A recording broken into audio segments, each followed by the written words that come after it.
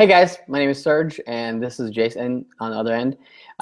We are Buzzhive Marketing, and we started this part of Buzzhive Marketing a few months back called Buzzhive Coaching or Business Coaching. It's not necessarily business coaching; it covers a lot of parts of business, but it's mainly focused on the online aspect or the digital part of business, because it's becoming such a big part of our world that online business is directly related to your brick and mortar business or your brand or your books you're selling. Everything is connected to online. So it kind of makes sense for us to focus on just those aspects because they're so important. The last couple of topics, the last three, were a little broad. They were SEO, they were web development, things like that. And today we decided to break apart a little more specific part of SEO called OnSite SEO. And we're going to break it apart into kind of smaller chunks so that they can fit into 30 minutes because we've been going long a little bit in the last couple.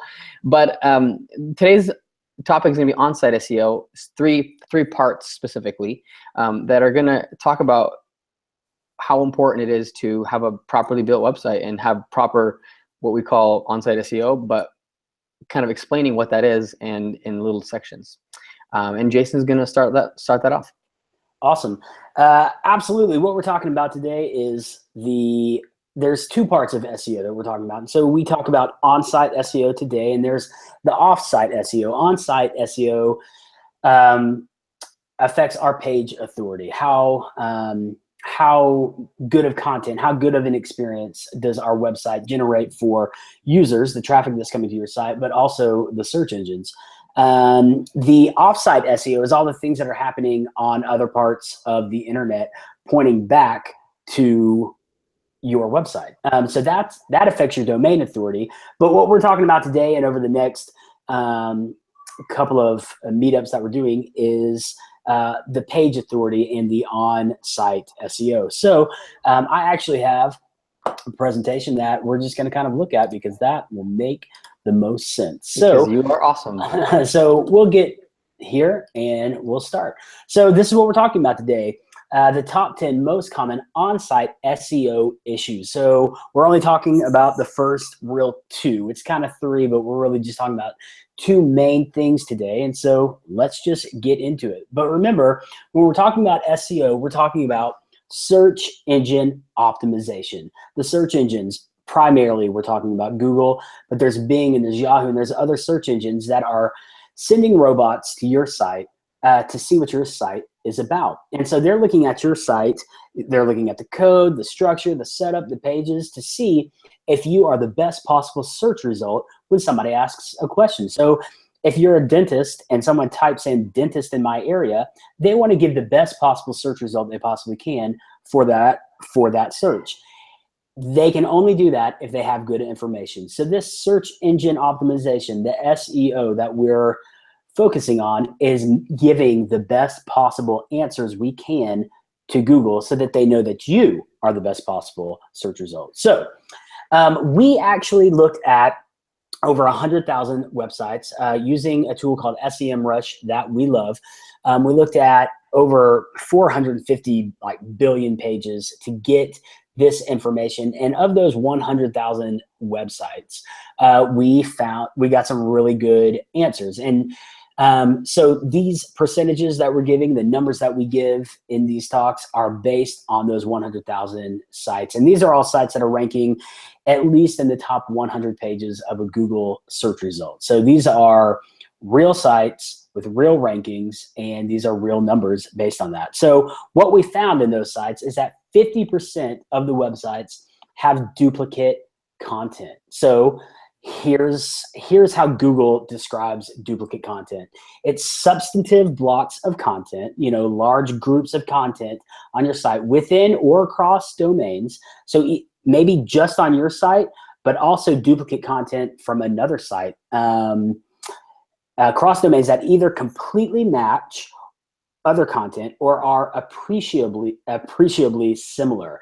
That means either your site has pages, well, this is primarily what we're talking about today since we're talking about on-site SEO, but your site has multiple pages with the exact same content, exact same structure, exact same everything. All that's different is that the URL, your site page 1, your site page 2, that's the only difference. Everything else is identical. So that looks like duplicate content.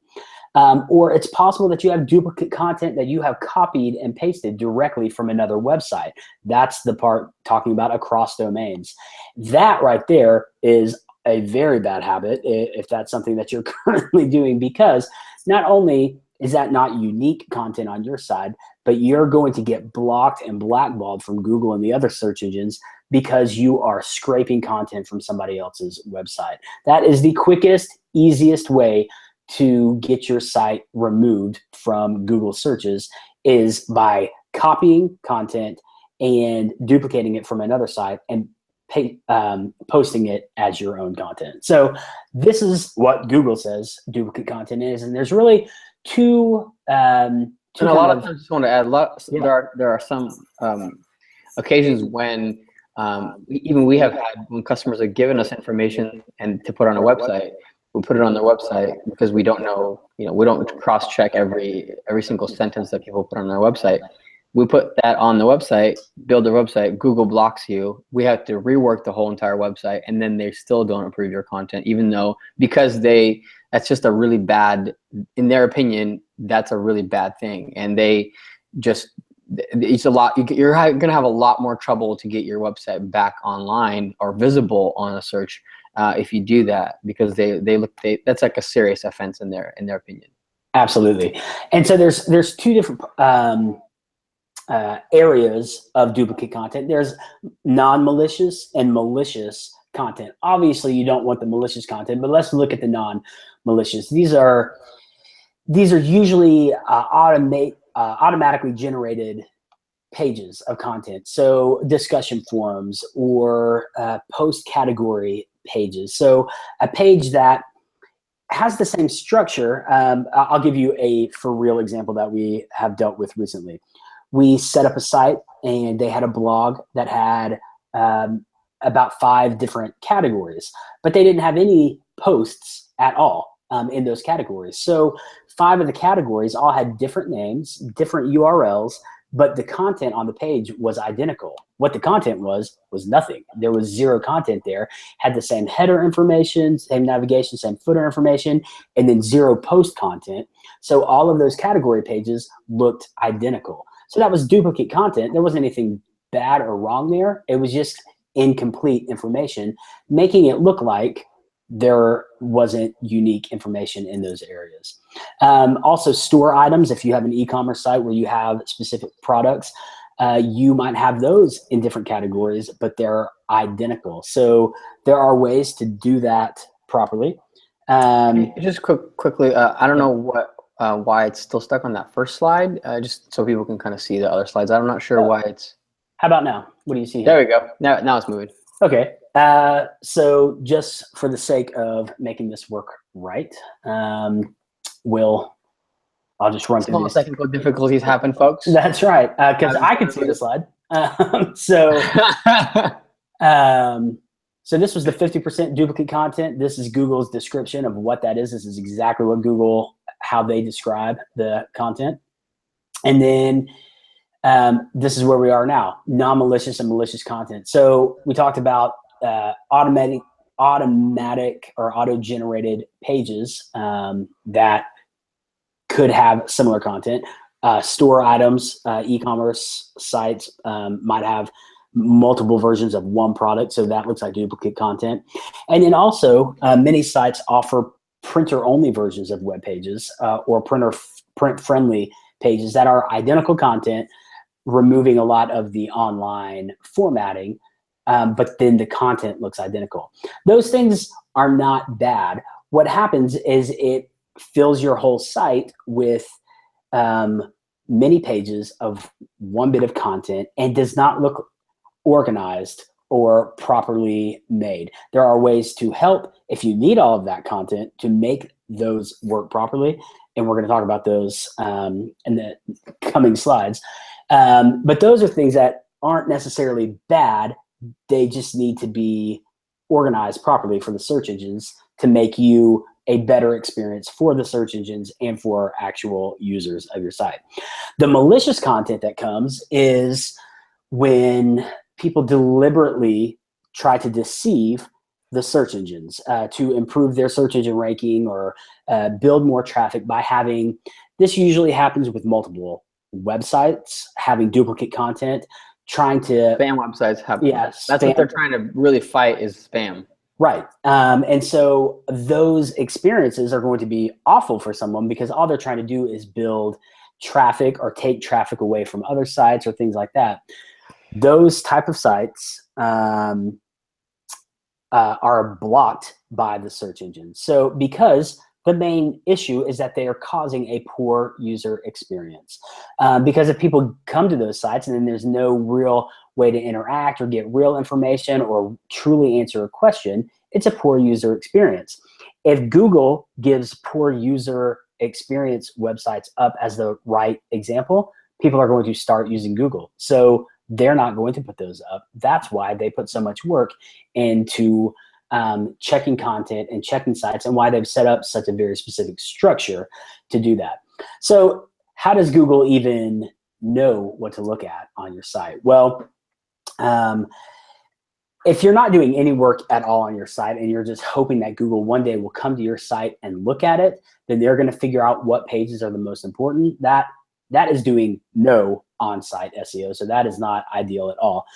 But the first step that you do when you submit a website to Google or to Bing or to Yahoo or any of the search engines is you submit a sitemap. And what a sitemap is basically an outline of your site. Again, we're talking about organizing your site and its content in a good way so the search engines know what you're about. This is actually our sitemap, buzzhive.marketing/sitemap.xml. So nice.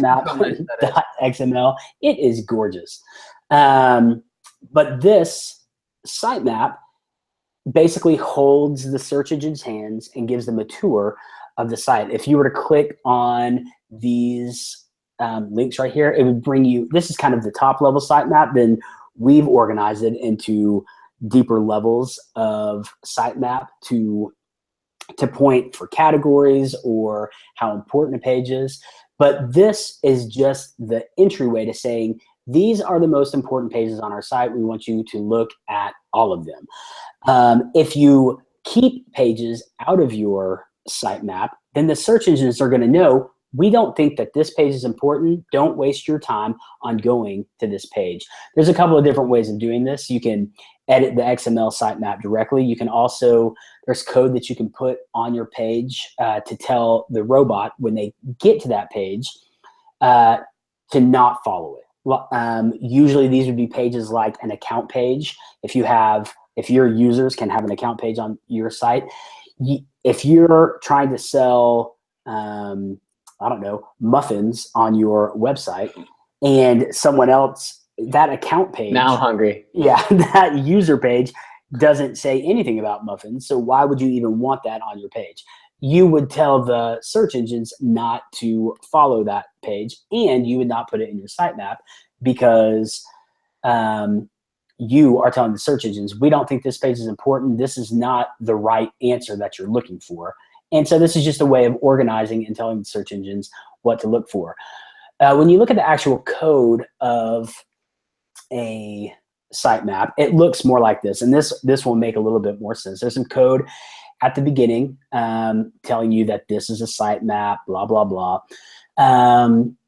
But then each page has some information in here. So this is the home page right here. So the home page of your website, the last time it was modified was this date, gives a timestamp right here inside the sitemap.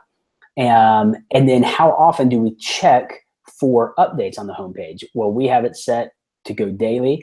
And the priority of this page is 1. This is the most important page on the site. This is the highest priority. These other pages under here have a lower priority. They're still important, but they're only updated weekly. And this information is important, but it's not as important as the homepage. So there's a lot of information you can give the search engines before they even make it to the page on the site. You can tell them to look here because this is the most important thing. So the sitemap is a very important way of saying, look at this. With duplicate content, you can say, you can add just the main primary page that you want them to see. If you have to have duplicate content on your site because you have a printer friendly page or something else, you can show just the most important page that you want in the sitemap and then leave out the other ones from the sitemap, the duplicated pages. The most automatic and well, a great way of redirecting these sites is called canonicalization, and that is a big word. That sounds painful. Yeah, it does. This is basically Google did not make up this word, but they're basically the founders of online canonicalization, and basically it's the process of picking the best URL when there are several choices. Now there is a guy named Matt Cutts, and he is the head of Google's web spam team. And like Serge said earlier, Google is trying to filter out the spam. They don't want to give the best possible search result. And that Matt Cutts is in charge of this. He's the head of the Google web spam team. So he's given all kinds of information on canonicalization and obviously spamming and all kinds of good information, but specifically about canalizing URLs. This is kind of a breakdown right here, and then we're going to give some tips that Matt gave for helping canonicalize URLs. So this is what we're doing. These are basically Matt's words here, but most people would consider these URLs the same: www.example.com or example.com, www.example.com/index.html or /home.asp or /index.php or something like that. All of these pages generate the same content, the homepage of your site. But a server you're hosting, your web host, could return completely different content for all of these URLs, even though they're all the same thing. And that would look like duplicate content. When Google canonicalizes a URL, we, Google, this is Matt talking, try to pick the URL that seems like the best representative from the set. So how do we do that? We've got a couple of tips for you, but basically we want to tell Google what's the most important. We already talked about one way of doing it with the sitemap before they even get into the site. But the first tip he's got is one thing, again, these are Matt's words, one thing that helps is to pick the URL that you want and use that URL consistently across your entire site. So if you are linking back to your homepage or to any page, and you're using example.com versus www.example.com, choose one or the other and stick with it. Be consistent in everything you do. I know we're talking about on-site SEO, but in off-site SEO, if you have links coming back to your site from social media or other websites or directories, you want to make sure that your URL is the same. Either use www or don't. Just make sure that your links are consistent across every page on your site. So that's the first tip. You can also do this automatically, which is tip number 2. If someone requests to go to example.com, but you want all of your links to be www, you can use a 301 permanent redirect. And you can do this in your DNS area with your domain host like GoDaddy or something like that. You can do it in your htaccess file, which is found in the root of all of your files on your server, which is complicated. Using a content management system like WordPress that we love, or I believe you can even do these with Square or Wix or some of those other hosted sites. The problem with those sites, just a side note, is that you don't have access to do everything. You're going to be limited on what you can do. But I believe they'll let you do 301 permanent redirects. But in WordPress, you can get a plugin that will help you manage these redirects right off the bat. They'll help you force www or not, the reverse of whatever you want to do. So adding these 301 redirects will help Google see that any link is going to automatically go back to the other, and it helps build your consistency, which helps build your trust with the search engines, which helps build your authority, which makes Google want to give you up as the best possible search result. I wanted to add something. This is not related to this topic, but this is related to our chat about picking where you're going to build your website. Things like this, these details, these deeper aspects of web development are what we're talking about in the web development chat when picking a content management system. So your Squarespace, your Wix, your WordPress, that's where you start to see a difference. A lot of these websites will do the same, aesthetically, they're all capable to make a pretty website, but the details or the depth of building a website and building it correctly is when they start to look different. So when you're picking a website content management system to build your website on, make sure you think about these things, because you got to think about the business that you want, not the business that you have. If you're starting to sell muffins online, yeah, you might be selling muffins right now around your neighborhood, and you want a website where people can just find you in your neighborhood. But if your plans are to have a website, a muffin making business that is national, you want to build it on a website.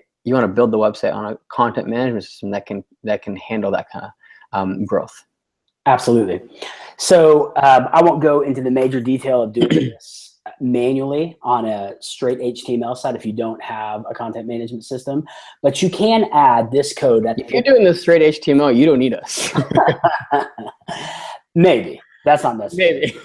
But what those plugins are doing and what the content management systems are doing for you, if you're creating, if you're doing canalization yourself, then you're creating a link inside the heading tags of your website. And so this is an example link down here at the bottom, but you would add this to the code of your head for a page, and you would say this relation is canonical on this page. And so the link to any links coming to this page, HTTP, blah, blah, blah, blah, blah, whatever the link of that page is the canonical link, meaning this is the most important version of this content that you're going to find. So even if you find duplicate content, this is the most important page. So this link can be added to any page to make it the authority version of that same content.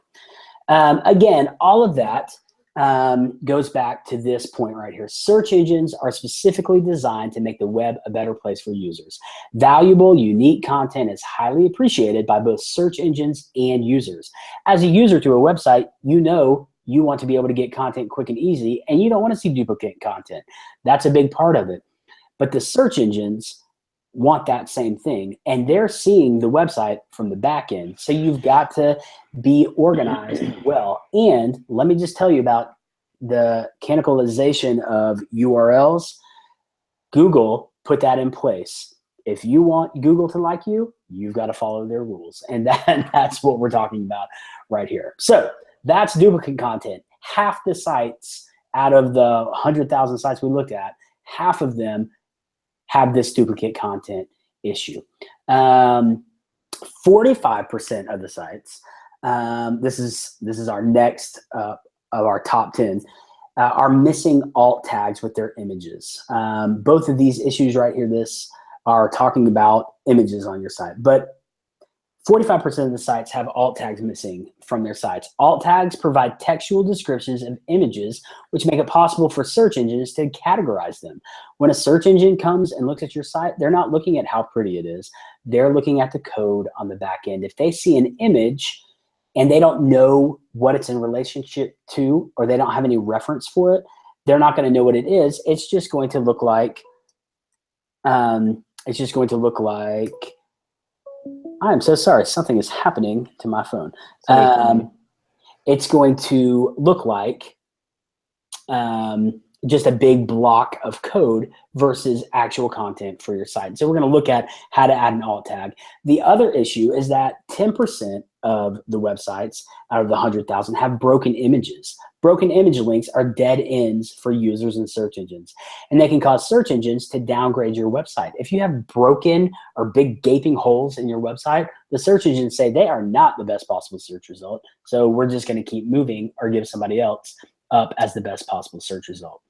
So the code for an image looks like this. You have this opening tag here and then the closing tag here. And you've got the image SRC, the image source right here. And this is where the image lives on your server. So if you just have the name, it's going to be in relation to the website and the directory that the website is on right there. So most times you're actually going to see a full link here. So if this was on our site, it would say http://buzzhive.marketing/image folder/image.jpg, that wherever the image actually lives. So if this is incorrect, or the location they're saying that this image is actually empty, or something is broken here, then you're going to get this right here. There's not going to be an image. There's going to be a place for it because we have this code, these opening and closing brackets are saying something's supposed to be here. But if this link is wrong, you're going to get this error right here, and there's no image right there. There's going to be a space, but the search engines are going to say, this doesn't work. This is not right. Something is missing. The alt tag that we talked about, that 45% of sites are missing, you don't have to have this to have an image show up. But what it does is it gives a good description. So this alt tag you may never see on the front end of the site unless for some reason a browser or an email or something like that is not showing the image, and then it will show this alternative image description. But you want to describe what this image is. This is a great place to use some keywords. If your site is about muffins, this alt tag might be chocolate chip muffins, because that's describing the image. And so if the image wasn't there, people could see what it was supposed to be.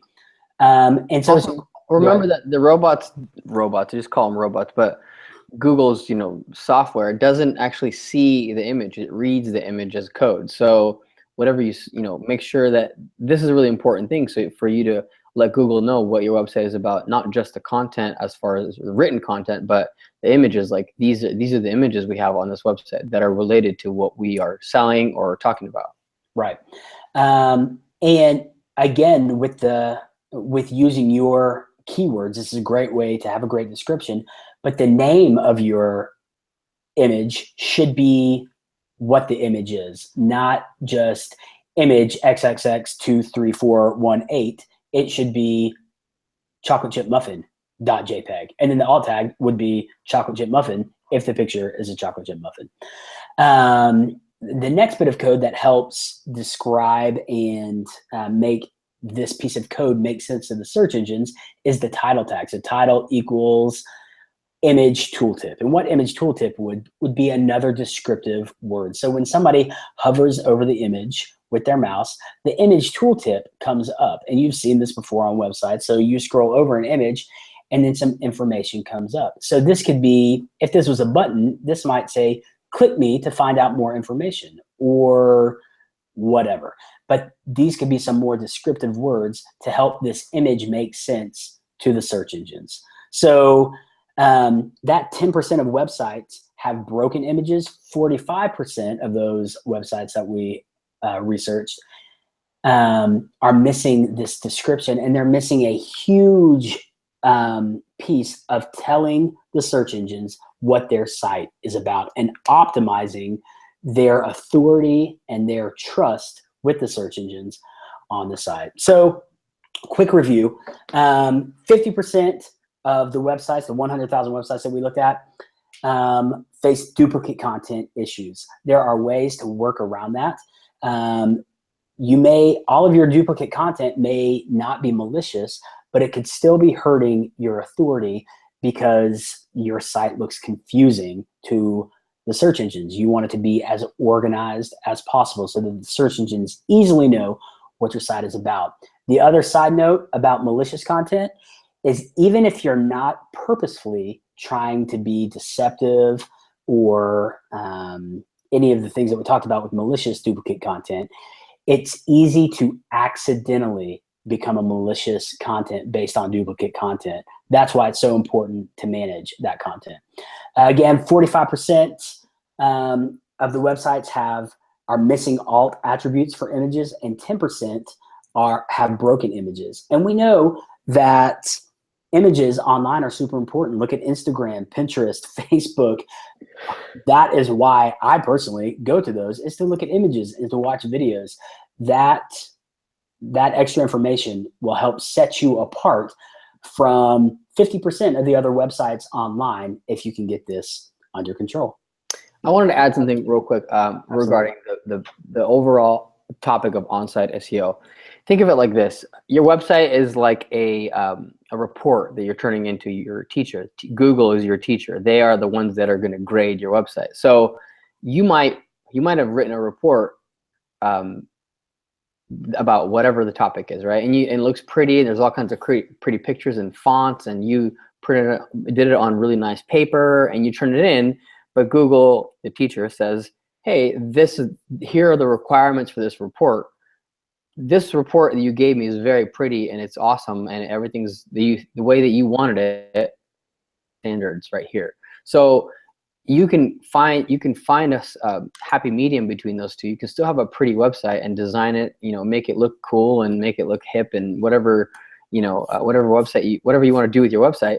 But if you follow these Google on-site SEO criteria, you will have a successful website, meaning it will rank higher and people will find it and people will find you and either buy from you or support your cause or whatever you're trying to do. So we just want to make sure that whoever is watching this video doesn't overlook these topics that we're going to be talking about in this chat and in future chats, because they're super important for the success of your website. Absolutely. One other side note on that is that when we talked about content management systems, it's easy to build a website. Anybody can build a website and get their content out there. But it's all those other things that set you apart, the deeper things that we looked at today and that we're going to continue looking at. We only looked at really 2 things of our top 10 list today, but those things are what sets you apart from 50% of the other sites. So just because you can make a site doesn't mean you're doing it completely right in the way that the search engines want to see it. So there's a lot more to just having something up online. Just because you built it doesn't mean that it's done or complete. There's a lot more that needs to happen to make you the best possible search result. And that's why, to add to that, that's why we do what we do. We either can do it for you, Buzzhive Marketing, and help you not think about that, and you just focus on your business and do what you do best, make muffins or do whatever, paint cars, whatever you're doing. Because Google changes these things all the time. They used to change it sporadically, now they change it regularly, and a lot of changes to fight back, not fight back, but to fight all these people that are trying to go around the system. Or we made this Buzzhive coaching section of our website. So for people that, hey, I just want to do this on the side, I want to do it myself, I want to learn about it myself, I want to get into it, and that's why we built kind of both sections of our company to help people that either want to just do their thing and let us handle this part, or they want to do this and want to get to know it. So if you have any questions or comments, or would like us to talk about something in the future, please send us an email, and we'll see you next time. Awesome.